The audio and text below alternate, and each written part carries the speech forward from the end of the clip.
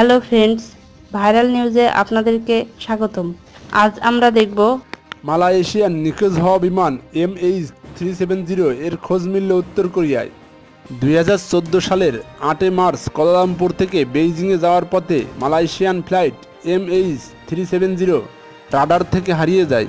প্রায় 3 বছর ধরে 239 জন আরোহী নিয়ে রহস্যজনকভাবে নিখোঁজ হওয়া বিমানটির খোঁজ করা হলেও এখনও কেউ জানে না আসলে কী হয়েছিল ওই বিমানটির সঙ্গে। এমনকি বিমানটির বিশেষ সংকেত প্রদান করার ব্যবস্থাও বিকল ছিল, যা ধ্বংস হয়ে যাওয়ার বিমানের ক্ষেত্রেও মেনে নেওয়া কঠিন। আর সেই কারণে এই বিমানটি নিখোঁজ হওয়ার সঙ্গে তৈরি হয়েছে বেশ কিছু তথ্য।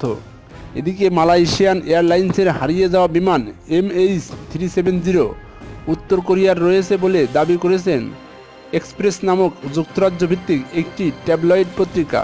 সেখানে এক প্রতিবেদনে বলা হয়, একটি কনস্পাইরেসি তথ্য অনুসারে উত্তর কোরিয়া মালয়েশিয়ান এই বিমানটি লুকিয়ে রাখতে পারে। সম্প্রতি সামাজিক যোগাযোগ মাধ্যম রেডিটে জনপ্রিয় হয়ে উঠেছে তেমনি এক কনস্পাইরেসি তথ্য। সেখানে বলা হয়েছে কিছু পরীক্ষা চালাতেই উত্তর কোরিয়া মালয়েশিয়ান বিমানটিকে হাইজ্যাক করে এবং বর্তমানে তারা বিমানটি লুকিয়ে রেখেছে। তবে বিমানটির যাত্রীদের নিয়ে কী করা হয়েছে তা স্পষ্ট করা হয়নি এই তথ্যে। সেখানে তাদের তথ্যের পক্ষে যুক্তি উপস্থাপন করে বলা হয়, MH370 ফ্লাইটটিতে উত্তর কোরিয়ায় যাওয়ার মতো যথেষ্ট তেল মজুদ ছিল। সেখানে আরও বলা হয়, 1969 সালে দক্ষিণ কোরিয়ার বিমান YH-11 হাইজ্যাক করেছিল উত্তর কোরিয়া।